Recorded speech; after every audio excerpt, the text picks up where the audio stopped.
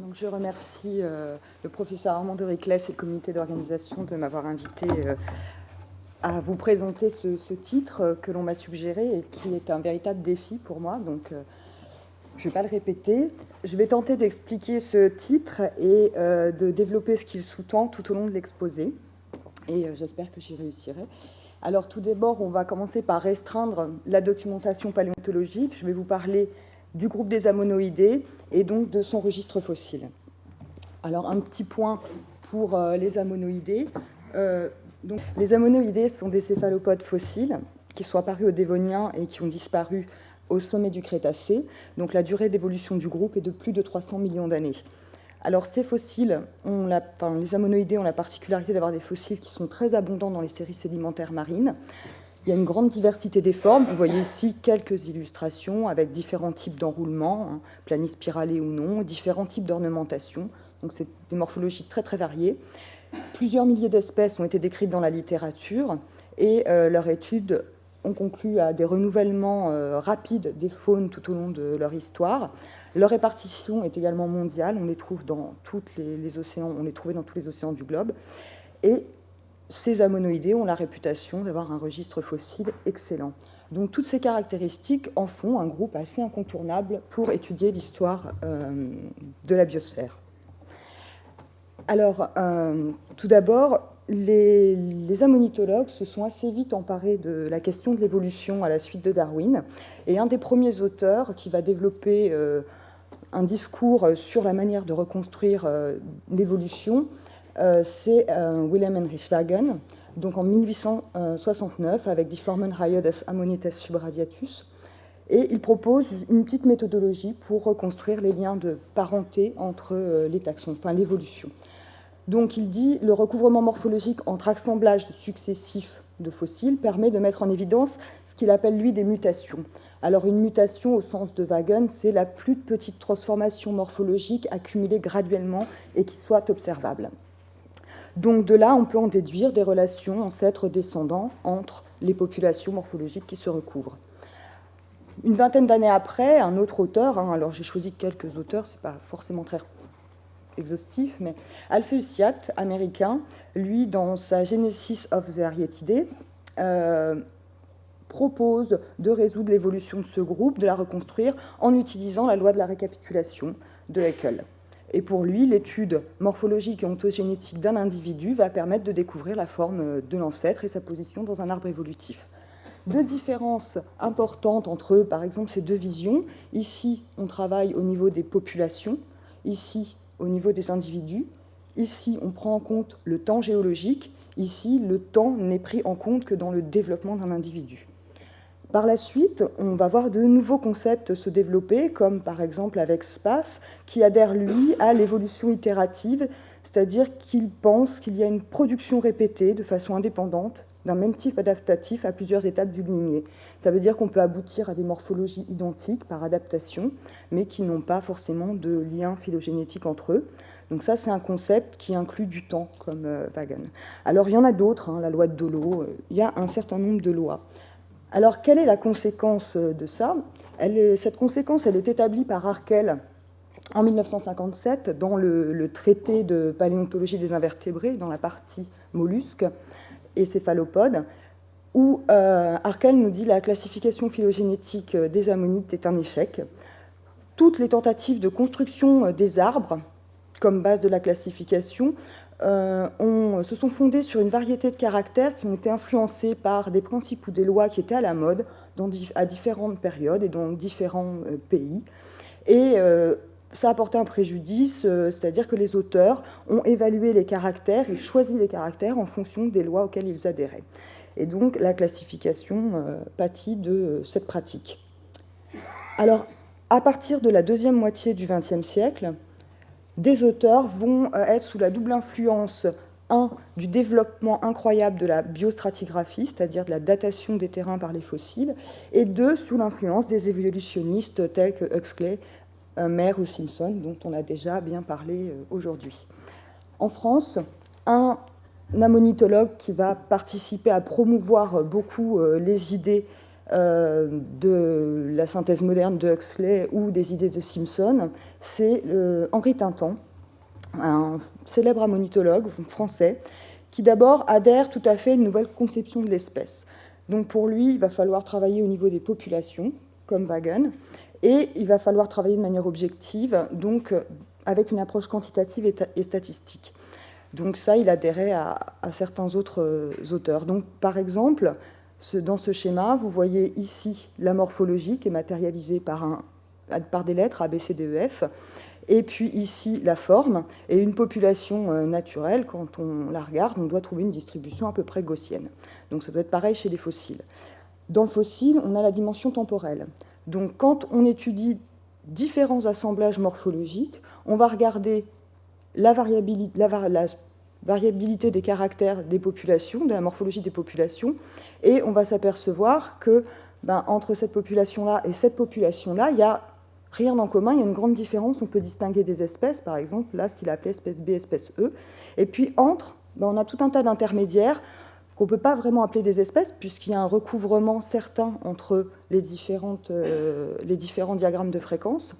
Donc, c'est les sous-espèces ici, ou les chronospécies de Simpson, et ce que lui, Tintan, appelle des transients.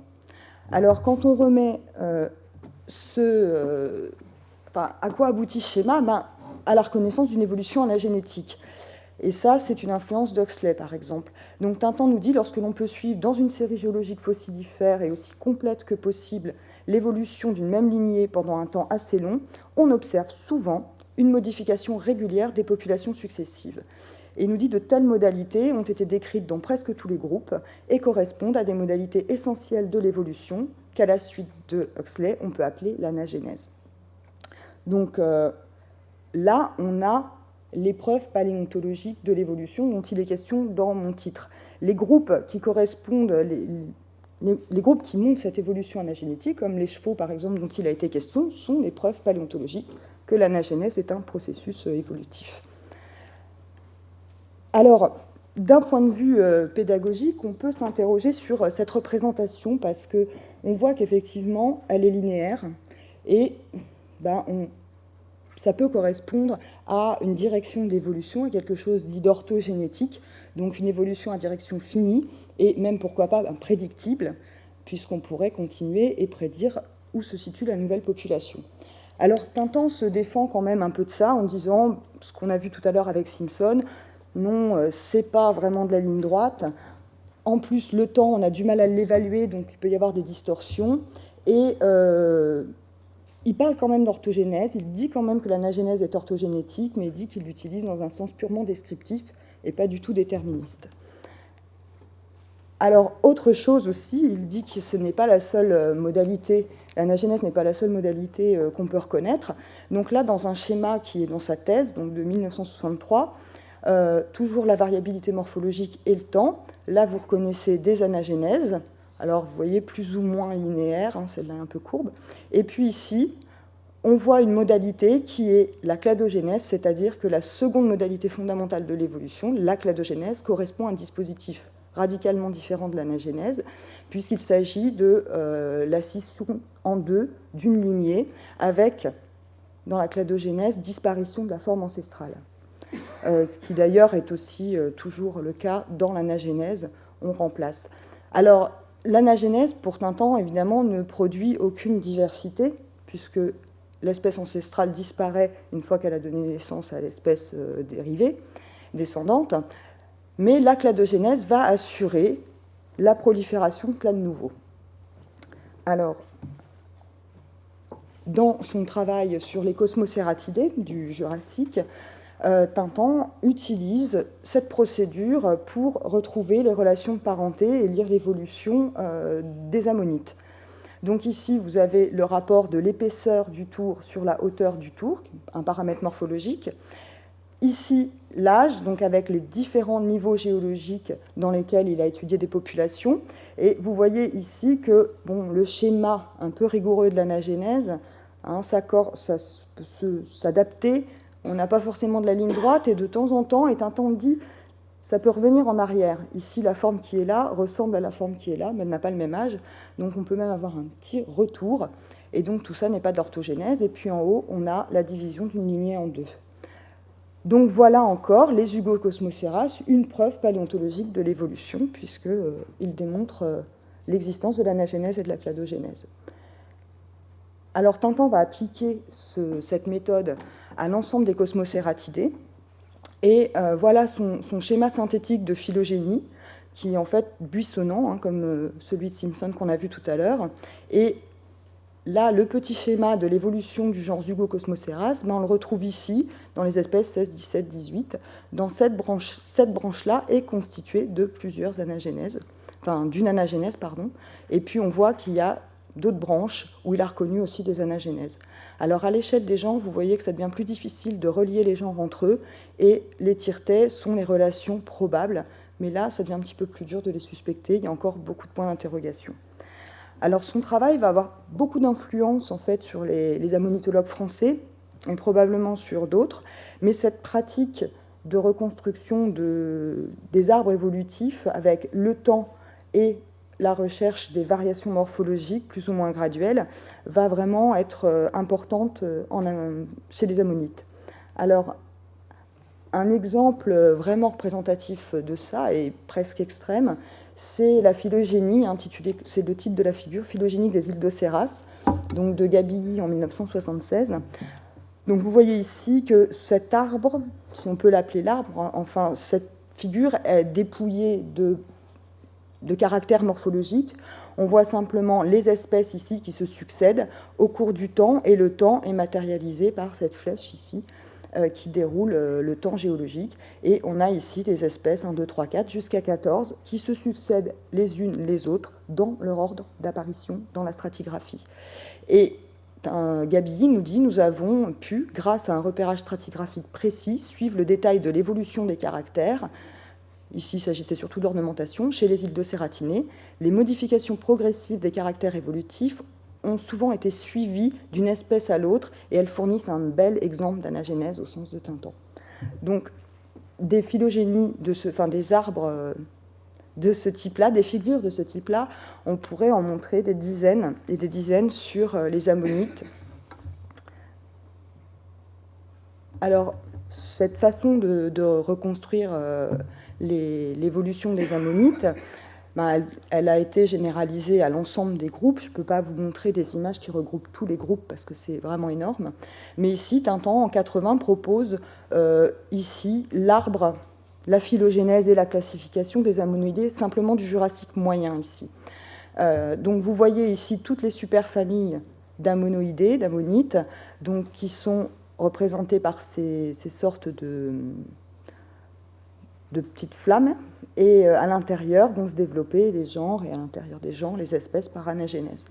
Alors, Tintin dit que la classification qui est ici n'a rien de franchement révolutionnaire, elle cherche à tenir un compte rigoureux et égal de tous les caractères, aussi bien ceux de la morphologie externe que ceux de la ligne de suture, mais le critère décisif est toujours, dans la mesure du possible, l'histoire évolutive et l'enchaînement probable des formes dans l'espace et dans le temps.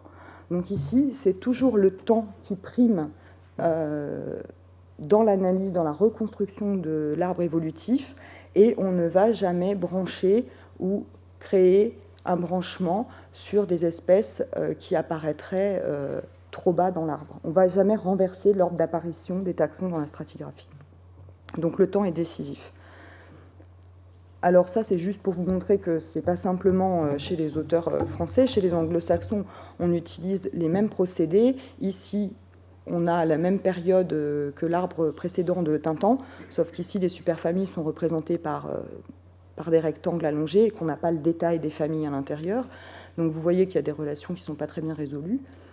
Les auteurs, ce qu'ils nous disent, c'est que parce qu'il y a beaucoup d'espèces qui se ressemblent et qui vivent à des périodes différentes, tous les travaux taxonomiques précédents qui étaient basés sur la morphologie sans considération de la position stratigraphique étaient voués à produire une classification artificielle, et qu'on doit étudier la ressemblance morphologique sous contrôle de la stratigraphie.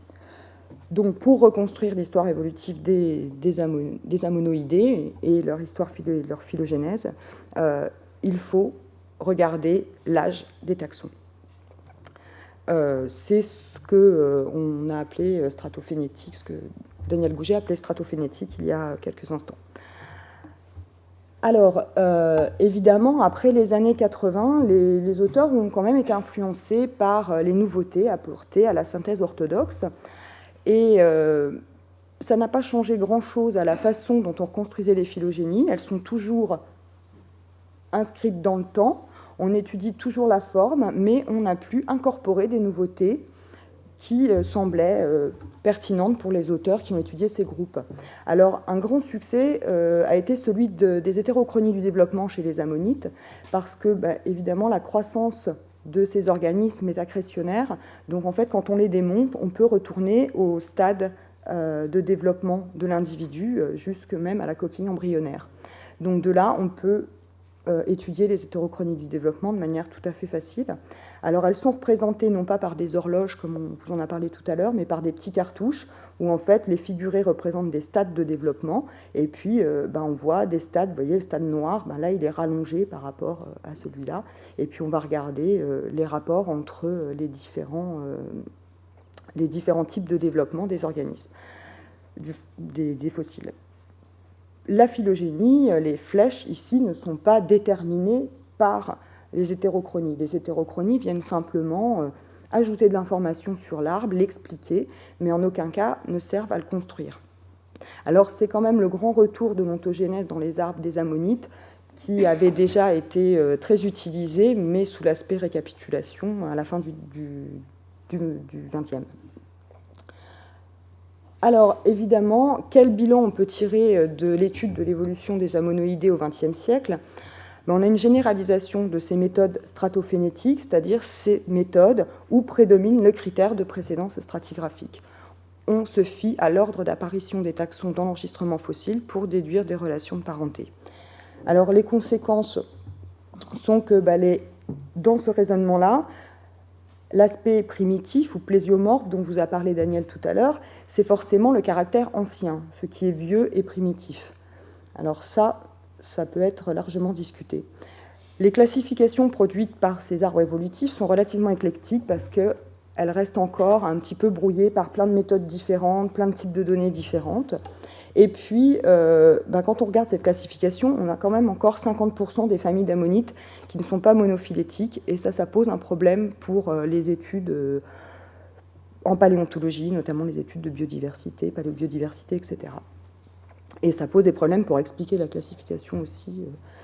Et puis, un autre problème, c'est que les phylogénies produites par les méthodes stratophénétiques sont finalement difficilement testables, parce que quand on a une évolution anagénétique, si on trouve un nouveau taxon, s'il s'intègre dans le schéma anagénétique, il s'intègre, ça marche bien. Est-ce que ça prouve vraiment l'anagénèse ? On ne sait pas. S'il ne s'intègre pas, on va créer une petite branche latérale et on va faire émerger un rameau latéral, une cladogénèse. Donc, quel que soit le taxon qu'on va trouver, on va trouver une explication. Donc, ce n'est pas vraiment un test de l'hypothèse phylogénétique produite.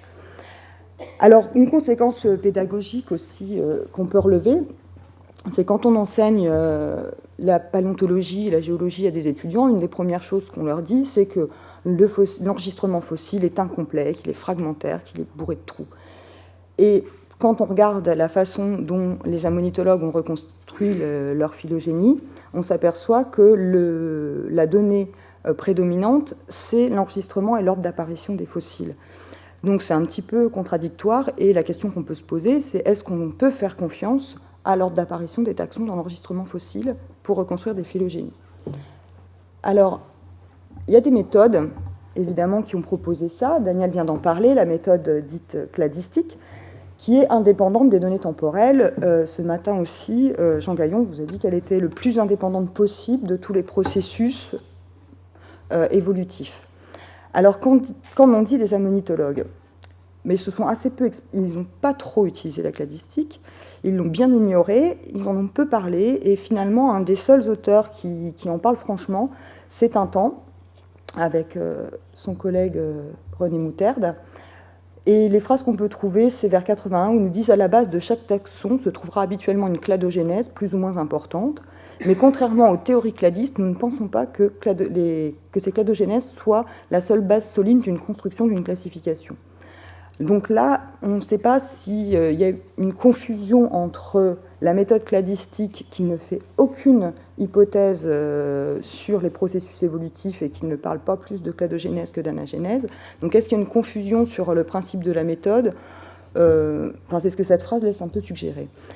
Et puis la deuxième phrase de Tintan, 3 ans plus tard, où il nous dit « c'est de loin le plus intéressant et le plus fécond pour arriver à une estimation des parentés entre taxons est la méthode cladistique d'Enig, qui repose sur la distinction de caractères primitifs, les caractères plésiomorphes, et de caractères dérivés, les caractères apomorphes. Mais une telle détermination a priori, en l'absence de données phylogénétiques, est souvent délicate. » Alors voilà, là évidemment, ce qu'il faut comprendre, c'est que là encore, je pense que Tintan avait très bien compris en fait de quoi il s'agissait, mais la donnée, on ne peut pas faire de la phylogénie sans connaître la phylogénie, on pourrait penser que cette phrase veut dire ça, mais en fait c'est caractère primitif égale ancien. Ancien, c'est la stratigraphie qui le donne, donc si on ne sait pas, si on n'utilise pas le temps, on ne peut pas savoir qui est primitif et qui est plésiomorphe, donc on ne peut pas faire la cladistique.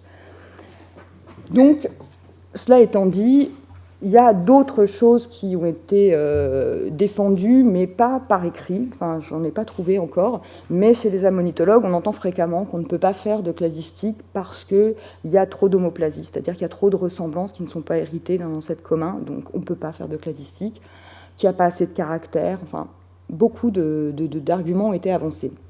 Si bien que quand on regarde le développement de la méthode à partir de 1966, on s'aperçoit que chez les ammonitologues, il faut attendre 1989 pour voir la première analyse cladistique et qui concerne seulement 9 taxons, 9 espèces. Donc là, je vous ai mis simplement le bilan de toutes les analyses cladistiques qui ont fait l'objet d'un traitement par parcimonie, donc avec un algorithme. Donc, en fait, c'est une dizaine, peut-être même pas tout à fait, entre 89 et 2000. Et puis, vous voyez qu'au fur et à mesure, on s'améliore, on ajoute un certain nombre de taxons. Mais ça, c'est loin de couvrir tous les taxons qui existent chez les ammonites. Alors, quand on utilise une méthode indépendante du temps, qu'est-ce qu'on trouve? Alors, qu'est-ce qu'on trouve ici? Ça, c'est un arbre de Neil Monks produit en 99 sur des ammonites du Crétacé. Donc en fait, l'arbre phylogénétique cladistique, le cladogramme, c'est celui-là. Donc là, les noms des espèces, et puis ici, les branchements. Alors, si on ajoute le temps aux relations de parenté, on va obtenir ce cladogramme avec l'extension stratigraphique des taxons, et puis on va s'apercevoir qu'il y a des nœuds donc, qui se branchent les uns au-dessus des autres ou à côté. Donc l'ordre d'apparition le cladogramme porte assez peu d'informations temporelles, mais on peut dire que l'ordre de branchement des nœuds, l'ordre de branchement des divergences peut être lu dans le cladogramme. Donc ici, par exemple, si on regarde cette partie-là, on voit que là, il y a des taxons qui divergent et que leur ordre d'apparition dans le registre fossile est cohérent avec l'ordre de branchement des nœuds. Donc en fait, ici, le cladogramme n'est pas incohérent avec les données stratigraphiques. Donc quand on utilise une méthode sans les données stratigraphiques, on peut trouver des choses qui ne soient pas incohérentes avec les données stratigraphiques. À d'autres endroits du cladogramme, vous voyez ici le branchement de ces deux nœuds. Donc ici, ce groupe-là possède un ancêtre commun qui est plus ancien que l'ancêtre commun de ce groupe-là. Et là, vous voyez que ici, un taxon moins dérivé, basal, apparaît plus tard dans la stratigraphie qu'un taxon plus dérivé. Donc ça apparaît en contradiction avec l'idée qu'on peut se faire du déroulement historique de l'évolution. Alors, comment Neil Monks répond à cette question? Il dit, oulala, peut-être que mon cladogramme est faux, et oulala, peut-être que l'enregistrement fossile n'est pas bon, et il ne se mouille pas plus que ça. Alors, évidemment, la question qu'on peut se poser, c'est qu'est-ce qui se passe quand on étudie un groupe dont on est sûr que l'enregistrement fossile est bon et dont on a suffisamment de données morphologiques.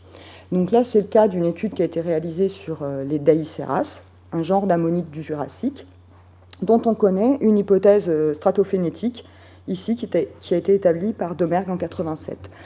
Donc en 87, Domergue postule que les Daïceras ont évolué à partir d'ammonites qu'on a du genre Uptonia, et puis elles se sont enchaînées les unes les autres en se remplaçant selon leur ordre d'apparition dans la stratigraphie. On est dans les années 80, donc on ajoute des processus hétérochroniques pour illustrer tout ça. Et puis là, même ici, des choses dont on n'a pas encore parlé aujourd'hui, mais des processus évolutifs tels que les équilibres ponctués, les bottleneck effects. Il y a tout sur cet arbre. Donc voilà une belle anagénèse que l'on peut résumer de cette manière. Vous voyez ici les espèces. Ça, c'est le temps. Alors le temps est subdivisé en horizon à ammonite ou en sous-zone. Ça, c'est de la biostratigraphie, donc le temps est comme ça. Et puis, les barres marquent l'apparition d'une espèce et sa disparition dans le temps. Alors, si on réalise une analyse, donc ici l'hypothèse stratophénétique, si on réalise une analyse cladistique, ici elle a été réalisée sur 19 caractères, la forme des côtes, la forme de l'enroulement, les particularités de l'ornementation, on trouve par les méthodes de sélection des arbres un cladogramme. Alors ce cladogramme, il est un peu dur à comparer directement avec une analyse phylogénétique. Je vais le remettre dans son contexte géologique, donc le cladogramme plus le temps, et ça permettra des comparaisons plus faciles. Donc ce qu'on voit dans l'hypothèse stratophénétique, c'est qu'on a une anagénèse, les espèces se remplacent les unes les autres selon leur ordre d'apparition dans la stratigraphie. On a ici à la fin l'espèce splendens qui disparaît après avoir fait émerger deux espèces d'Enanum et d'Aeisseras almalteiforme. Dans le cladogramme, on n'a pas cette relation de parenté, on a que l'espèce d'Aeisseras splendens est plus étroitement apparentée à l'espèce d'Aeisseras nanum qu'à l'espèce d'Aeisseras almalteiforme. Donc ça, c'est une première différence. Et l'autre différence, c'est que ce groupe, ici, partage un ancêtre commun, ici, qui est différent de l'ancêtre commun de ces trois espèces, alors qu'ici, l'espèce Polymorphoides était l'ancêtre de l'espèce d'Aeisseras splendens. Donc on a quand même des différences notoires dans ces deux cladogrammes. Alors, qu'est-ce qu'on peut dire quand on regarde le pattern phylogénétique, donc juste les liens de parenté de ces taxons sans hypothèse sur les processus évolutifs? Si on remet ce pattern dans son contexte temporel, on s'aperçoit qu'on a un conflit, effectivement, ici, entre l'ordre d'apparition des taxons et l'ordre de branchement des nœuds. Ici, l'espèce d'Aeisseras nanum apparaît après l'espèce d'Aeisseras splendens, ou celle-là, on peut dire, elle apparaît plus tôt que nanum, alors qu'elle est plus dérivée. Donc là, c'est un peu contradictoire. Alors, quand on a ça, la question, c'est est-ce qu'on doit faire confiance à la solution apportée par l'analyse cladistique ou pas? Ou est-ce qu'on doit faire confiance au registre fossile? Je vous rappelle qu'ici, on a un registre fossile qui est supposé excellent, quasiment continu. Donc, il faut retourner aux données, soit au terrain, soit au caractère. Si on retourne aux données de terrain, ici, ce sont les deux couples les plus documentés, les plus continus que l'on trouve pour le registre fossile de ces espèces. Et on s'aperçoit que déjà sur deux localités, il y en a une où on trouve l'espèce d'Aeisseras splendens. Elle est connue par une dizaine d'exemplaires seulement au monde, et ici, on ne la retrouve même pas. Donc en fait, ici, on parle d'une espèce dont on connaît 10 spécimens dans un endroit. Est-ce que là, on ne peut pas se poser la question de la qualité du registre fossile? C'est assez raisonnable. Et puis, si on regarde les deux espèces Amalteiforme et Nanum, on voit aussi ici qu'on les trouve dans un seul banc, un banc d'environ 50 cm d'épaisseur dans cette section, et on les trouve ensemble. Ici, on les trouve dans un banc d'une dizaine de centimètres d'épaisseur, et puis dans un autre petit banc qui le surmonte, on ne retrouve plus qu'une des deux espèces. Donc ici, on est en train de parler d'une excellente qualité du registre fossile sur des ammonites qui sont soit connus par un très faible nombre d'exemplaires, ou soit dans très peu de niveaux stratigraphiques. Donc peut-être que là, il faut retourner aux données de terrain pour aller chercher des arguments taphonomiques ou augmenter le travail pour voir si on n'a pas un réel problème de l'enregistrement fossile. Une autre chose que permet le cladogramme, c'est de regarder ce qu'il nous raconte quand même sur l'histoire évolutive des Daeisseras, parce qu'une fois qu'on a remis le temps sur ce cladogramme, on peut réfléchir. Alors, on va regarder la morphologie. Ce qu'on voit ici, c'est que le groupe dit des Daeisseras tardifs, ces trois espèces-là, ce sont celles-ci, ne partagent pas le même ancêtre commun, là elles ont un ancêtre commun théorique ici, ne partagent pas le même ancêtre commun que ces deux espèces ici, Renzi et Polymorphoïdes, alors que dans l'analyse stratophénétique, ce n'était pas le cas. Alors quand on regarde la morphologie entre ces deux groupes d'espèces, on s'aperçoit qu'il y a quand même un saut morphologique important. Ici, on a des espèces qui sont très involutes, c'est-à-dire qu'on a un fort taux de recouvrement du tour externe sur les tours sous-jacents. Et puis, vous voyez qu'on a des côtes qui sont extrêmement fines, peu en relief. Ici, on a des côtes qui sont très en relief, très nombreuses, et on a une bête qui est assez évolute, des bêtes évolutes avec peu de taux de recouvrement des tours sur eux-mêmes. Donc, là où la stratophénétique s'accommodait dans la succession progressive morphologique, de variations morphologiques graduelles continues, s'accommodait de ce passage-là parce que c'était l'ordre stratigraphique, l'hypothèse cladistique montre que on peut aussi interpréter ça d'une manière un peu différente qui n'est pas dénuée de pertinence. On peut aussi regarder les données géographiques une fois qu'on analyse ce cladogramme. Donc ici, l'espèce d'Aïceras polymorphoïde, par exemple, c'est une espèce qui est retrouvée dans le bassin lusitanien au Portugal, mais aussi en Angleterre, alors que toutes les autres espèces de cette étude n'existent que dans le bassin lusitanien au Portugal, donc elles sont endémiques. Dans l'hypothèse stratophénétique, Daïceras polymorphoïde donnait naissance à Daïceras splendens, qui donnait elle-même naissance à Amalteiforme enanum. Alors, l'hypothèse stratophénétique s'accommodait tout à fait du fait que polymorphoïde avait une descendance dans le bassin lusitanien, mais n'avait pas de descendance en Angleterre. Alors, c'est possible, mais l'analyse cladistique peut proposer aussi autre chose. Comme il n'y a pas ici de descendance entre polymorphoïde et l'autre groupe, l'espèce peut très bien s'éteindre et ça résout le problème de la biogéographie ici. Donc pourquoi pas. Bon, il y a d'autres questions qu'on peut se poser, comme l'origine des Daïceras, si elle se trouve vraiment dans le bassin lusitanien. Là, c'est un petit peu plus compliqué, mais si on regarde l'ancêtre commun qui est ici et l'ancêtre commun qui est ici, on voit que tout ce groupe de Daïceras possède un ancêtre commun. Cet ancêtre commun, il est au minimum aussi vieux que Daïceras renzi. Et en fait, les Daïceras tardifs apparaissent bien plus tard. Donc ici, on a une ligne rouge ici, ça veut dire qu'il nous manque de l'information, ce qu'on appelle les lignées fantômes, il manque du temps. Là, s'il y a un ancêtre commun, il y a quelque chose qui existe là. Donc la question, c'est est-ce que finalement les Daïceras tardifs n'auraient pas existé ailleurs que dans le bassin lusitanien et seraient venus migrer dans le bassin lusitanien et on ne retrouverait pas d'organismes dans le bassin lusitanien pendant toute cette période. C'est un peu plus délicat, ça. Quoi qu'il en soit, vous voyez qu'avec l'hypothèse cladistique, on peut ajouter beaucoup d'informations successives, le temps, la morphologie, raisonner sur la morphologie, on peut ajouter de l'information paléogéographique, et que finalement, cette hypothèse, elle est assez performante pour se poser des questions. Alors, on arrive à la conclusion.